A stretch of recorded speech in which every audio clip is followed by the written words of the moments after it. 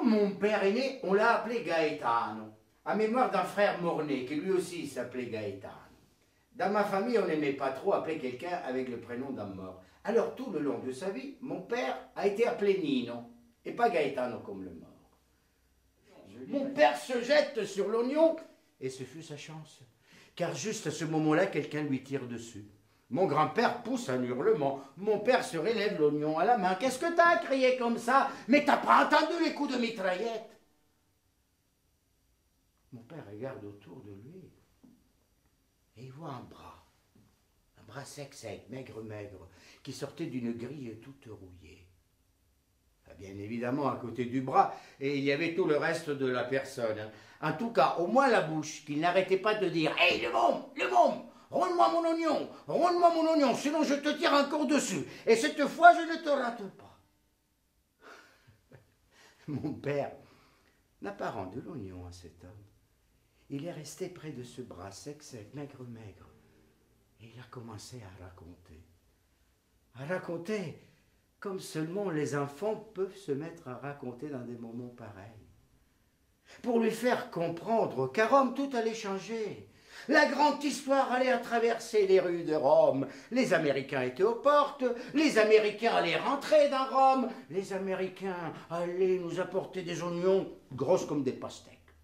Et nous, on reste ici à se chipoter pour un tout petit oignon. Et il lui a raconté la grande histoire mondiale qu'allaient broyer les hommes et les oignons. Ce barbier, disait mon père, était connu par ses mains, des mains très belles. Mais les mêmes belles au barbier, il n'était pas venu en coupant les cheveux, en faisant les barbes, non.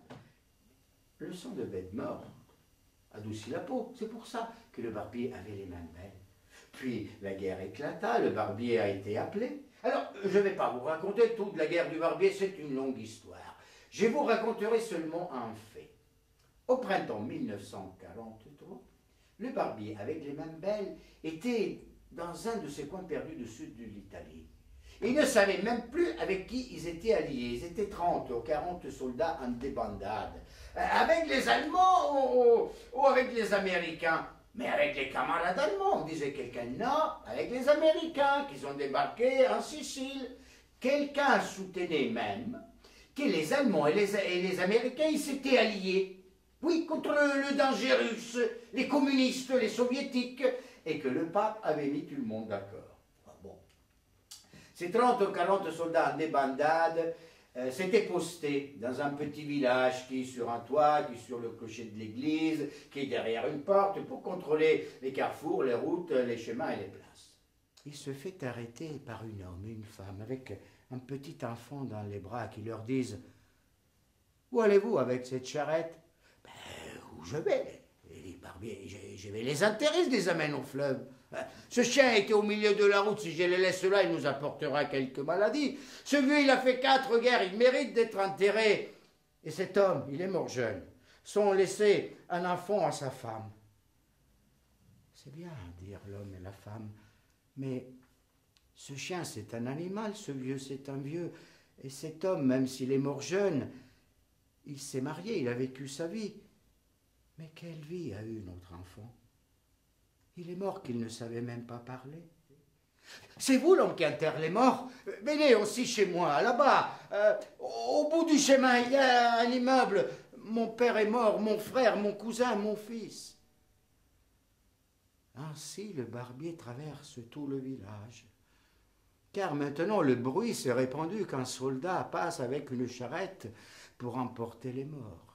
Alors les soldats allemands se sont levés, ils sont partis.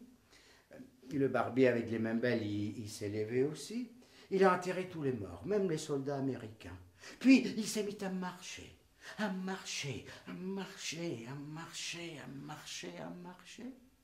jusqu'aux portes de Rome. Et là, le bombardement, c'est comme une main géante qui emporte tout. Les routes, les chemins, les maisons, les palais. Mais quand il est arrivé à San Lorenzo, il y avait plus de choses qu'avant. On aurait dit que sur San Lorenzo, on avait déchargé toutes les ruines de Pompéi émiettées. On n'arrive même plus à marcher dans les rues. Pourtant, sa maison était restée debout. Alors, il est rentré dans son appartement, il y avait toute sa famille qui lui a dit « Qui êtes-vous » Comment? Alors mon père dit qu'à ce moment-là, le vieux se mit à parler. Et il parla comme un oracle. Et je faisais le gardien de cochon, un travail de responsabilité. J'ai travaillé toute ma vie chez le prince. Puis un jour, les Allemands sont arrivés. Et ils ont traversé toute Rome. On aurait dit que la guerre, ils l'avaient déjà gagnée. Et ils ont volé tous les cochons du prince. Et le prince, qui est un prince, il a été obligé de les racheter. Il en a racheté 5. Il disait que c'était à eux. Cochons allemands. Et on les a cachés. J'ai creusé 5 trous et on les a mis dans la terre. J'étais obligé de lui agrandir le trou tellement il avait grossi. Et puis voilà que, il y a quelques jours, les Allemands sont revenus. Et il n'était plus cette armée qui semblait avoir déjà gagné la guerre. C'était un reste de guerre perdue. 6 ou 7 jeunes devenus adultes par décret du Führer. Des jeunes qui savaient à peine attacher les lacets de leurs chaussures et hop, on les avait envoyés à la guerre. Au milieu de ces jeunes soldats allemands, il y avait un Russe, un prisonnier. On aurait dit un prince. Il avait des chaussures. Belles, ces chaussures, c'est pour ça que moi je pensais qu'il était un prince. C'était une merveille, ces chaussures. On aurait dit qu'elles étaient faites de soie orientale, des chaussures arabesques. J'ai pris la pelle et je me suis remis à reboucher le trou.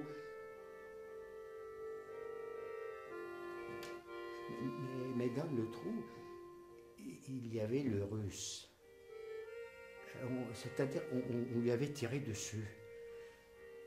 Mais le Russe n'était pas complètement mort. C'est-à-dire qu'on ne l'avait pas tué bien comme il faut. Moi je le voyais, ce Russe qui bougeait la tête, les bras, il ouvrait la bouche, et il parlait des paroles. Mais moi, je l'ai recouvert quand même. Qu'est-ce que j'ai à voir, moi, là-dedans? Moi qui suis vieux. La guerre, c'est leurs histoires, des Russes et des Allemands. Qu'est-ce que j'ai à voir, moi, là-dedans, moi qui suis vieux? Ça c'est un ordre, et moi, j'exécute l'ordre. Et je l'ai recouvert, moi, ce Russe qui parlait des paroles. À la fin, le soldat, il m'a pris la pelle et la pioche et il est parti. Il m'a laissé la brouette. Et je suis resté seul avec la brouette. Alors je suis allé à la maison du prince pour lui dire que cette nuit-là était arrivé un malheur. On lui avait tué le cochon, crucifié à vie. Le vieux, il a raconté ce fait, puis il n'a plus rien dit. Il est resté immobile. On aurait dit qu'il était mort. Oui, mais il n'était pas mort, parce qu'il avait les chaussures. Et tout le monde regardait ses chaussures. Elles étaient belles, ces chaussures. On aurait dit qu'elles étaient faites de soie orientale, arabesque. Et ça, c'est l'histoire que mon père a racontée à l'homme avec le bras sec, maigre, qui sortait de la grille rouillée, pour lui faire comprendre qu'avec tout ce qui se passait dans Rome, il ne fallait pas se chamailler pour un oignon. Et il lui a dit: aujourd'hui, le 4 juin 1944, sera gravé dans l'histoire comme le jour de la libération de Rome, l'entrée des Américains, la fin de la guerre. Non. Le 17 avril 1944, Primo était devant son miroir en train de se raser. Sa mère lui disait: qu'est-ce que tu es beau, Primo, tu ressembles à ton père. Mais non, je ne le ressemble pas du tout.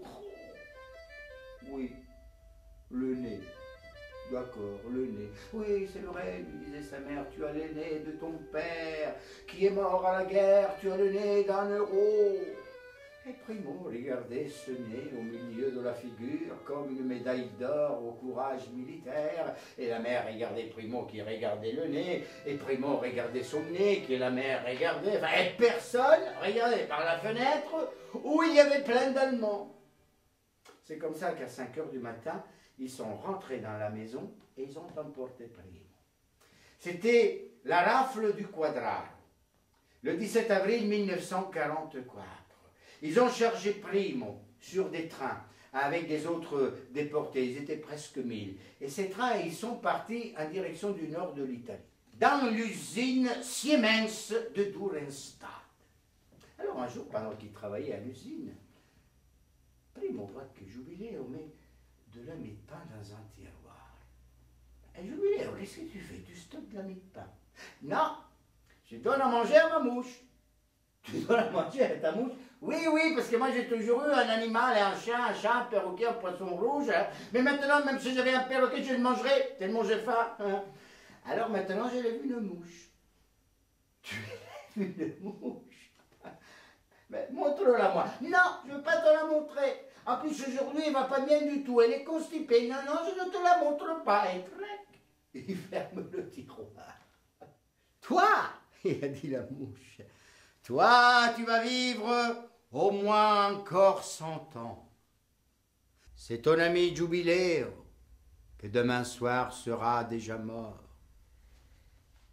Alors, Primo, une fois rentré dans son logement, enfin un logement, c'était des camps de concentration, c'était toutes des petites baraques, dans chaque baraque 10 personnes. Il a fait ce qu'il faisait tous les soirs, puisqu'il était le délégué, il est allé à la cantine pour chercher les 10 rations pour tout le monde. Il les a donnés, tout le monde a mangé, et puis tout le monde debout à attendre l'appel du garde allemand. Le garde passe, il les compte, ils sont 10, il éteint la lumière, et tout le monde a dormi en silence. Car le silence, c'est le seul luxe qui peut se permettre un condamné. Et Jubileo était mort. Dis ce que tu veux, la mouche avait vu juste. Mais Primo a compris que le garde allemand n'était pas passé parce que tous les Allemands étaient partis. Le lendemain matin, un char a défoncé le portail d'entrée du camp de concentration. Ça y est, les libérateurs étaient arrivés, alors tout le monde est sorti. Primo s'est enrôlé dans l'armée rouge. Oui, les drapeaux rouges, la faucille et le marteau. Alors, ils ont traversé toute la Pologne, ils ont délivré la Pologne, puis ils sont arrivés en Allemagne, ils ont traversé l'Allemagne, ils ont délivré l'Allemagne, ils sont entrés en Autriche, ils ont délivré l'Autriche, ils ont traversé les Alpes, et quand ils sont arrivés à Bologne, dans le défilé se sont unis à eux les partisans slaves de Tito, qu'ils avaient libéré le Frioul et toute la Vénétie. Et alors là, seulement à ce moment-là, on a raconté à Primo ce qui s'était vraiment passé. Et ça, c'est l'histoire. Quel homme, avec le bras sec, maigre, qui sortait de la grille rouillée, a raconté à mon père, à mon grand-père, au petit morveux, au vieux qui suçait la pomme de terre, au barbier avec les mêmes belles, et à toutes les autres personnes qui étaient autour pour l'écouter. Oh! Il lui a dit mon père, mais qu'est-ce que tu racontes, fracassé de guerre? Le 4 juin 1945, c'est dans un an. Aujourd'hui, c'est le 4 juin 1944. Qu'est-ce que tu racontes, fracassé de guerre? Qui se dirigeait vers le Quadraro. Ils sont arrivés au Quadraro, qui était libéré, il y avait les chars, la foule qui exultait. Alors mon père et mon grand-père, vive les Russes, vive les Russes! Mais quels Russes? C'est des Américains! Ah bon, vive les Américains, vive les Américains! Mais quels Américains? Moi je suis plus italien que vous, moi je suis italo-américain. Ça c'est des Anglais, il y a des Brésiliens, des Canadiens, des Indiens et aussi des Américains. Alors mon père et mon grand-père se sont tus. Voilà. Ils ne pouvaient pas dire les Américains, les Italo-Américains. Le 4 juin 1944, mon père avait 8 ans, presque 9. Et ça, c'est l'histoire que mon père a racontée toute sa vie. C'était vraiment son histoire. On lui disait « Eh Nino, conta da quante pisce sulla testa del tudesc, e l'ognone, e con te fai a super il proiettile. »